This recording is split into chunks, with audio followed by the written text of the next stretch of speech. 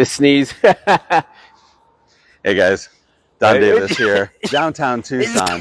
I'm here at Pennington and Scott, and I've got a real special treat for you today. This is pretty cool.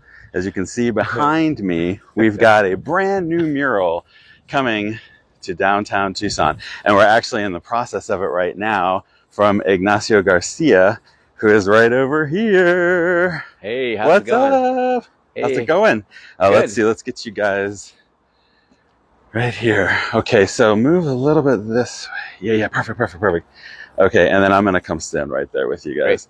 Great. Okay, so we should be good to go. Okay, hi everybody. So I'm downtown here with Ignacio Garcia, and tell me your name again. Sabina Cohen. Sabina Cohen, and you're working with Ignacio, kind of in like a mentorship, right? Yeah. Yeah, that's awesome. Have you been learning a lot? Yes. Yeah. For sure. This is the first mural that I'm helping with, like pretty much completely 50-50, and then I've worked on a few murals with him before. Awesome. So here we are. We're downtown. Thank you all for joining us. If you get a chance, make sure to like and follow and share. There's a link to Ignacio in this video's description.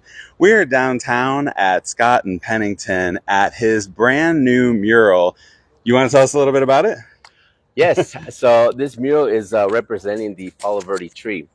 And so it kind of came across to kind of see what we can do to kind of put the Sonoran Desert to the map in another level, because we have the saguaro cactus, and and we felt like the Paula Verde tree is something that's has a staple to Tucson, and so we're like, let's put it to use. I mean, now that we have the Paula Verde Bloom Festival, it's a great way to kind of highlight that this new tree. I mean, it's not a new tree, but like this amazing tree that gives out these amazing like yellow flowers during the springtime.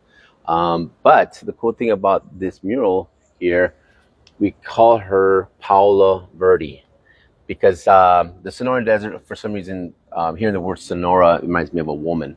So what a great way to kind of name this piece Paula Verde. Now when you're looking at this, I want to say, so this has been like a work in progress for a while. Do you remember when it was that you first designed this? Like, was it sometime last year? Yes, it was pretty much sometime last year. It started with a painting for the Southern Arizona Chamber of Commerce, Hispanic Chamber of Commerce, and then it kind of went from there. People were just going like really excited about it, and then I got offered to see if I can do a mural. But the steps that went through this, it's crazy. Like the attention that people were wanted to have this piece, and then it shifted to another hands, and then it went to another hands, and then just like now, like it got this opportunity to place this mural here, and I'm just in shock to know that it's a perfect location.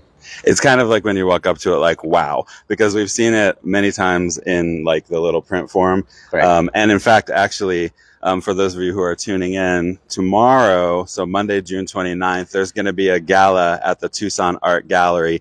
If you haven't already RSVP'd and you'd like to come, the link is in this video's description. Make sure to come because Ignacio will be there, and he's actually going to be there signing prints of Paula Verde. Yes. And so anyone who purchases one of the prints, he's going to be there to sign it, as well as we have 3 more artists who are going to be there that night too, tomorrow night too.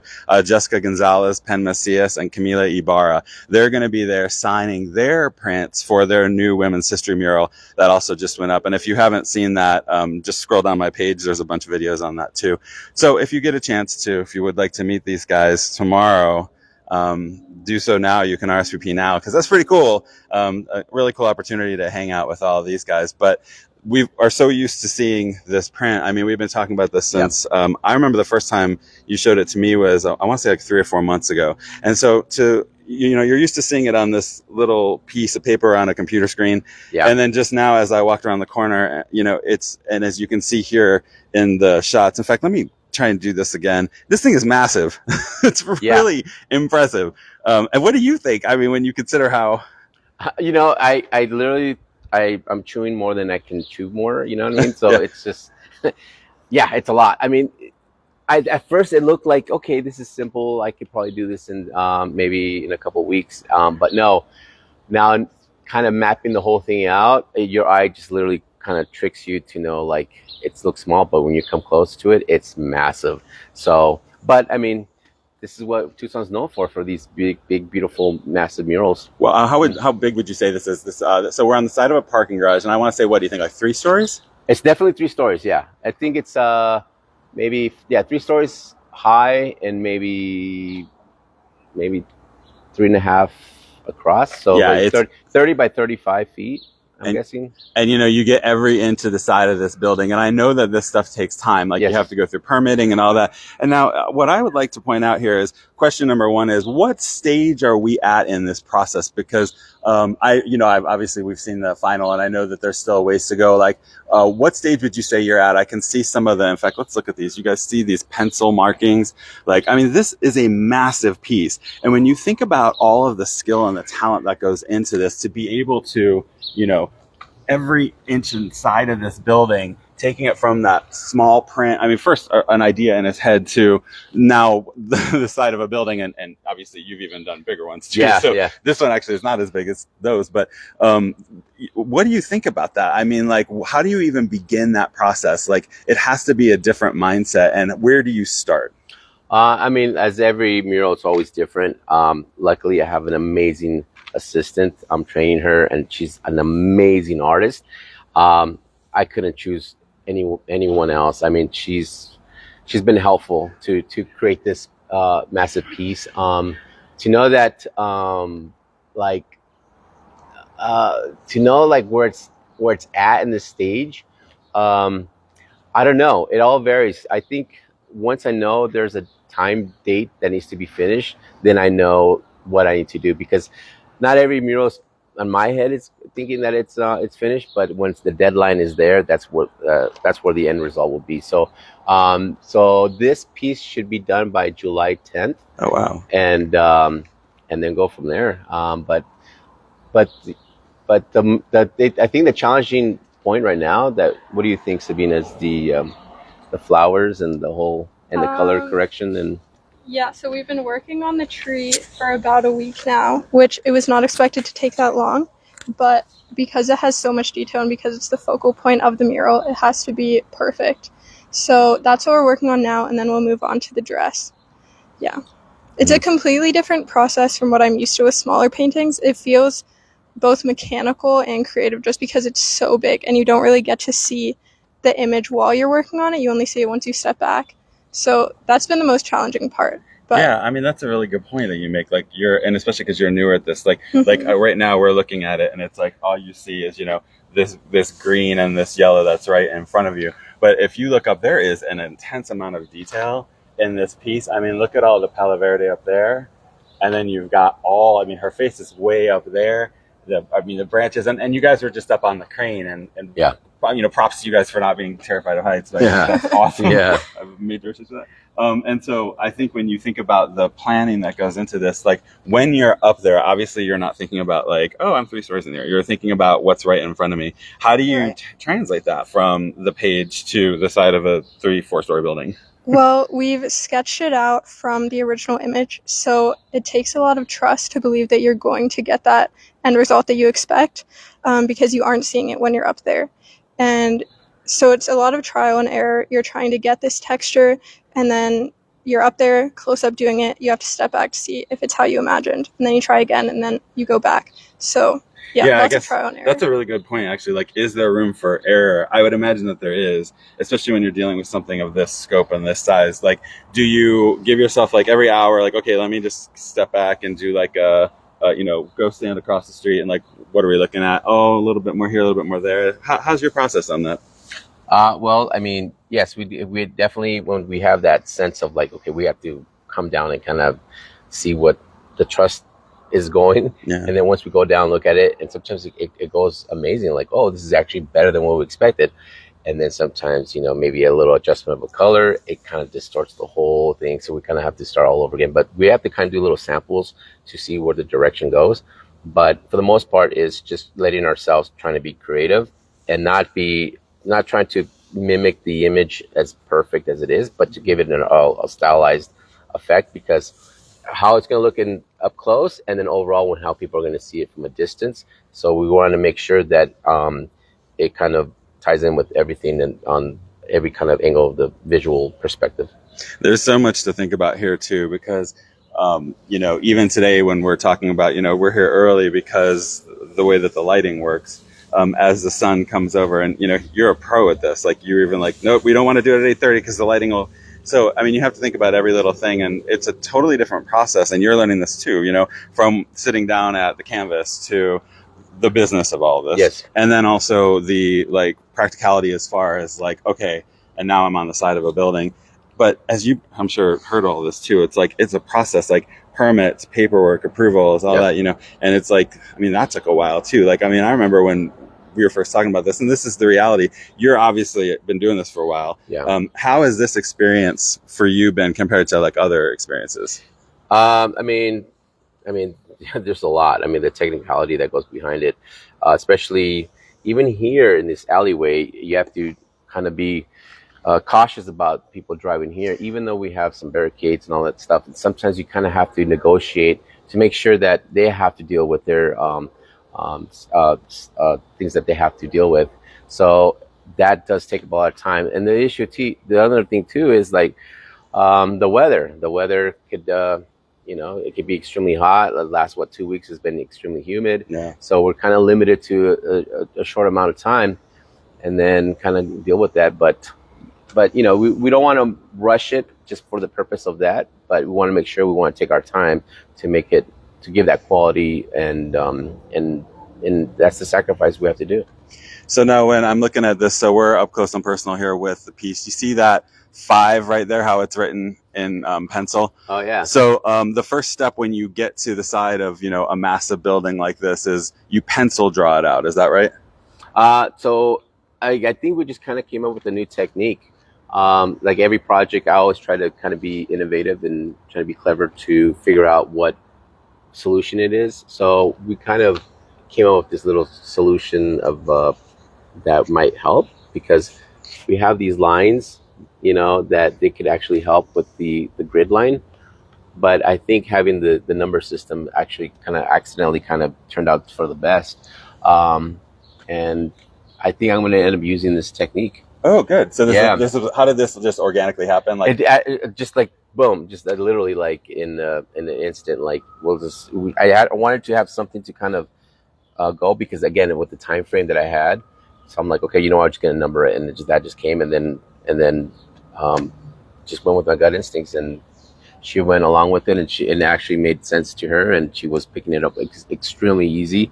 So I was very surprised by the how fast she picked it up, and knowing that I can trust her and her experience, and she's an amazing artist. I'm telling you, that's awesome. Yeah. And you, I mean, this is a good relationship here. Yeah, this guy's a pro. Yeah. Yes. So I'm gonna guess that number 5 is yellow. Is that what that means? No. Oh, what's a 5 mean? It's kind of like the grid system. Oh, like it's just like referring to an area type of thing. Exactly. It helps us figure out the ratio of the piece. So you have the image, which also has the numbers on it, and then you have the wall, which has the numbers on it, and then you try to make them match. Oh wow! I mean, how long does that take to like plan all that? It just I mean, unexpectedly, it came out faster than what we expected. That's awesome. But I think we're just going to that section as I don't know. I mean, I'm trying to remember. I think we're just going as per section and kind of building it from there.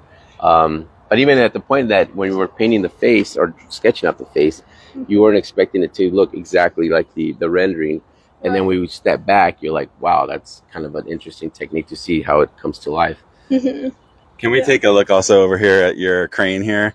Yes. And some of the, I think I always find it fascinating to like take a look at some of the supplies that these guys use. Yeah. So as we said, you know, kind of getting further back, this is a very large piece. And, you know, obviously Ignacio has done even bigger. But every one of these is a challenge, and he's got his trusty crane here. One of the things that I love seeing is all the supplies, everything that goes into it. So let me get up here real quick. Yeah. I just want to see. So we've got like paints, You got extra brushes. Oh, thanks. And then the wind, yeah. And I appreciate it. Yeah, well, yeah, and this is always a huge challenge too, is it's like you're dealing with the elements, you know, Yep. in every possible way. So we've got all your paints here. I know that this piece has got like a lot of yellow and green in it. Yep. And so, but there's also a lot of brown and, I mean, and just all the detail on her face too. So you have to have all these different types of brushes. And I know, just, we've talked about this before, you like to use those brushes, like those big kind of like, they look like scrubbers almost. Yeah. Yeah. If I can reach it, Here, and I think my camera can get there. So our viewers here will we be got able to these see. Yeah. Amazing big brushes. Yeah, see, that's awesome. And then just so many. I mean, this is cool. Yeah, I love seeing this stuff. I have all sorts of types of paints, some stain, some, I guess some base colors, and then of course my pre-mixed colors that I have. Whoops, sorry. Yeah, so I try to use paints that have a nice quality to it and UV resistant for long terms. And oh yeah, that brings up a really good question too. Like do you seal or do you not seal? I think you don't, if I remember. I don't correctly. seal. Yeah, I don't seal. I pretty much use the sealer inside the paint. okay. Yeah. I mean, this is just awesome. So something that I want us to all think about here is, I mean, just we're really fortunate in Tucson because not all cities are like this, where we have some fantastic and beautiful art down here that not every city has. And so grateful to you for your talents and your abilities, both of you, for everything that you do. I know you had said you think this is going to be done in July, right? What was the date again? July 10th. July 10th? That will be my final day to finish this up. Okay. Which it'll be doable. July 10th coming up. And just as a reminder to everybody, if you get a chance and you would like to meet Ignacio, he'll be at the Tucson Gallery tomorrow night. That's Monday, June 29th. There's a link in this video's description if you'd like to RSVP. Heartily encourage it. There's going to be a lot of cool public artists there. And it's going to be a good time. I will be live streaming too, so feel free to slide into my stream. Is there anything else that you'd like to add to share about Paula Verde? Yes. This is going to be a little destination for, I guess, basically representing the Paula Verde tree. I think also too that would be a great way to represent the Paula Verde Bloom Festival. Yeah. So that kind of, we just started this year, and then for next year it's going to be, I think it lasts for like a 2-week time frame. Yeah, that sounds about right. So people can actually enjoy that time frame, and people can wear yellow shirts and anything that kind of represents this tree.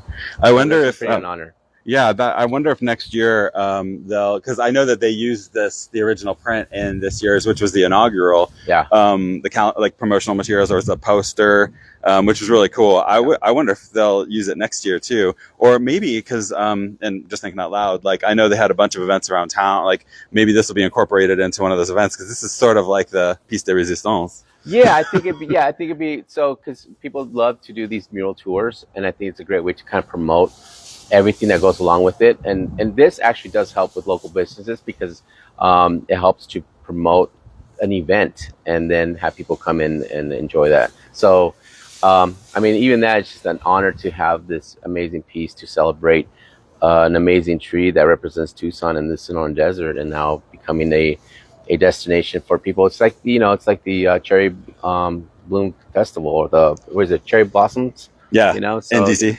Yeah, yep. So kind of we want to kind of aim for that, and but how cool would that be?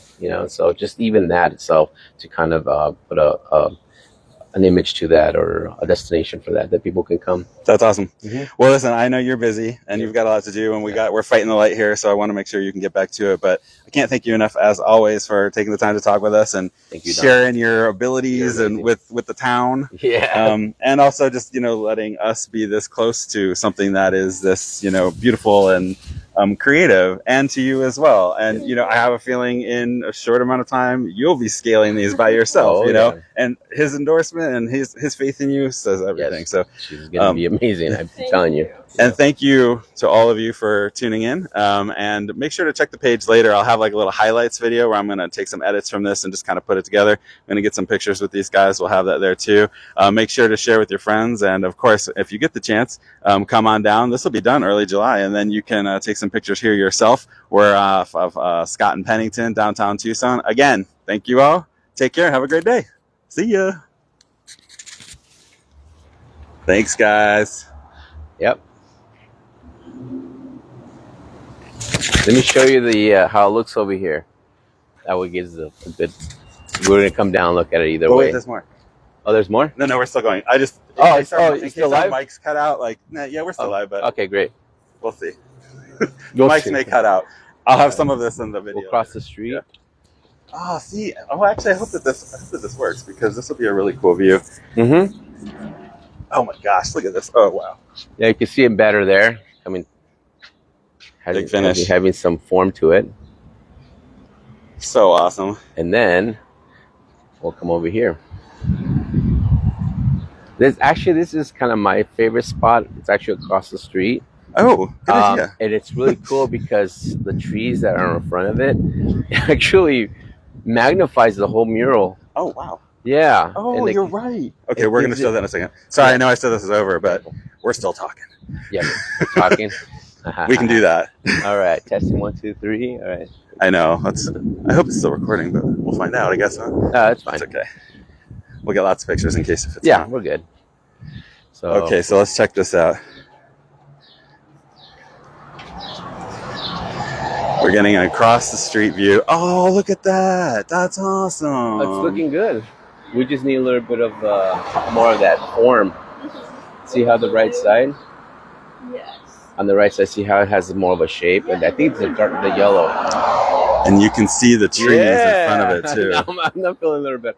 We're excited because Yes. we were a little bit concerned because it looked different up close, but now seeing it from a distance, it's starting to look more realistic and having that effect. You know what? You're right. I mean, like when you're up close and underneath it, as I'm sure our viewers can also see too, it's kind of, well, that's a bus. It's kind of like you really notice the yellow and green. I'm like, oh man! But now when you see it from afar, so that's cool. Look how cool that looks at the very bottom. That looks so natural. Yeah. I think we have to go back with the we could go with the darker yellow and the dark. And this is the first time that they're seeing it from afar too. Yeah, so that's pretty exciting. Yeah, to see, because when you're standing underneath it, I mean, this is a real challenge for them. Like they're a 3-story building, you know, and you're like craning your neck and all that stuff. So to be able to see this, what's it feel like?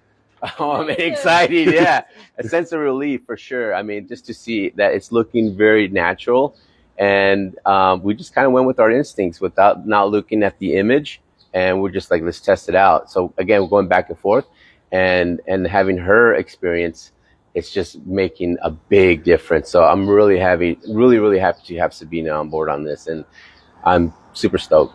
Awesome. And it's like, I mean, it's just looking so amazing.